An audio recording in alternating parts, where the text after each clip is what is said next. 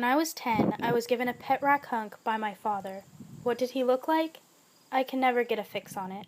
My mother persists as a clear image, full color, with a glossy white paper frame around her, like a Polaroid.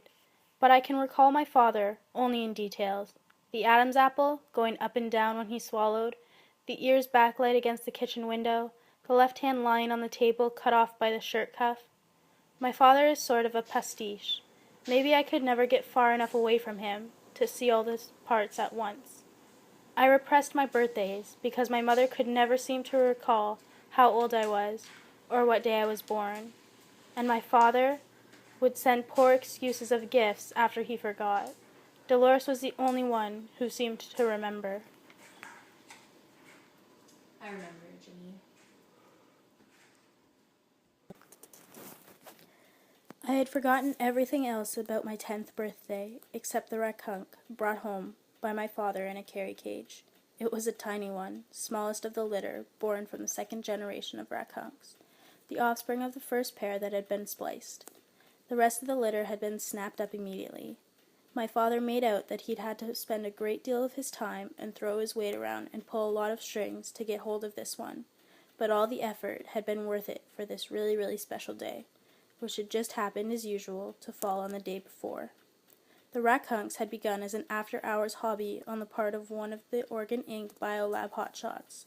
There'd been a lot of fooling around in those days. Create an animal was so much fun, said the guys doing it. It made you feel like God.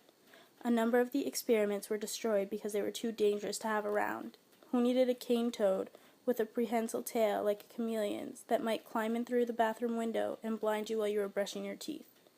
Then there was the snats, an unfortunate blend of snake and rat.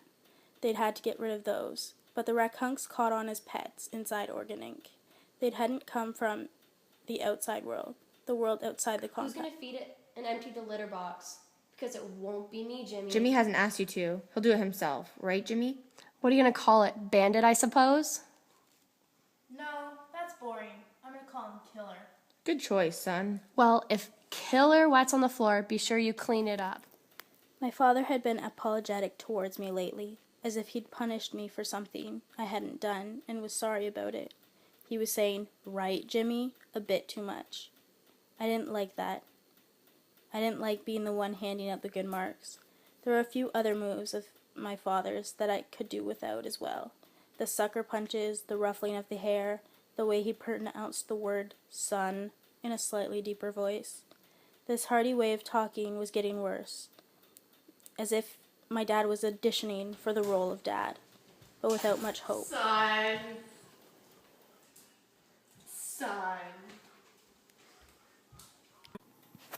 My mother had become detached and spoke in a matter-of-fact tone, as if she was a bystander, someone on the sidelines, as if the chore of taking care of me and my unsatisfactory father, and the scuffling between them, and the increasingly heavy baggage of our lives had nothing to do with her. She didn't get angry anymore. She didn't go charging out of the house in her slippers. She had become slowed down and deliberate. She became less comfortable when we moved into the Health Wiser compound, and as a result, my father spent more time at work with his secretary, Ramona. This house is a barn. The security is so tight, and the guards are so rude and perverted. They like to strip search the people, especially the woman. They sure get a kick out of it. It's disgusting. You're making such a big deal out of nothing. They have reasons to do these searches. There was an incident right before we moved in where a woman ended up killing 2 people. Doesn't change the fact that I feel like a prisoner here. Don't you want to be safe? Don't you want Jimmy to be safe? So it's for my own good. For our own good. For us. Well, I disagree. No news there. All our stuff is bugged, and the HealthWiser house cleaners that come twice a week in pairs, they're spies. You're so paranoid. We have nothing to hide, so why worry about it? Then, she wasn't happy about anything, and nothing seemed to please her. What's that champagne for? We've done it. Done what? Come on, I won't bite you. Here's to us. Done what? I need to know what you're drinking to. It's the neuroregeneration project. We now have genuine human neocortex tissues growing in a pagoon. Finally, after all these duds, think of all the possibilities for stroke victims and... That's all we need. More people with brains of pigs. Don't we have enough of those already? Can't you be positive just for once? All this negative stuff. This is no good. That's no good. Nothing is ever good enough according to you. what? That you thought up yet another way to rip off a bunch of desperate people? God, you're cynical. No, you are. You and your smart partners and colleagues. It's wrong. The whole organization is wrong. It's a moral cesspool and you know it. We can give people hope. Hope isn't ripping off. At newsstands prices, the way you hype up your wares and take all their money and then they run out of cash and it's no more treatments for them, they can rot as far as you and your pals are concerned. Don't you remember the way we used to talk? Everything we want to do, making life better for people, not just people with money, used to be so... You had ideals then. Sure, I've still got them. I just can't afford them. Be that as it may. Be that as it may, there's a research and there's research. What you're doing, this pig brain thing, you're interfering with the building blocks of life. It's immoral. It's sacrilegious. I don't believe what I'm hearing. Who have you been listening to? You're an educated person. You did this stuff yourself. It's just proteins. You know that. There's nothing safer about cells and tissues. I'm familiar with the theory.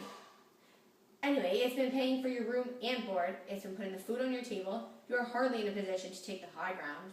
I know, believe me, that is one thing I really do know. Why can't you get a job doing something honest, something basic? Like what? And like where? You want me to dig ditches? At least your conscience would be clean. No, yours would. You're the one with neurotic guilt. Why don't you dig a few ditches yourself? At least it'll get you off your butt. Then maybe you'd quit smoking. You're single-handedly supporting the tobacco companies.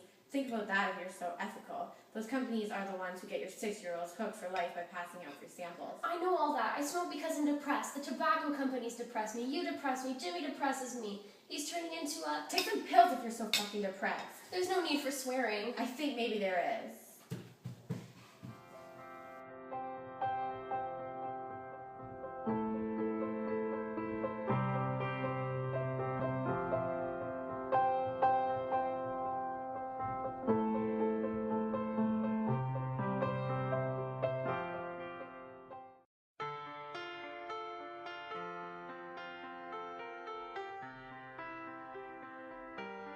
Go. I think maybe there is. It's on.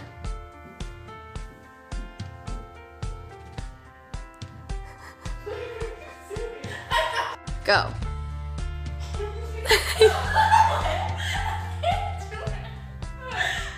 Real. Okay, Go.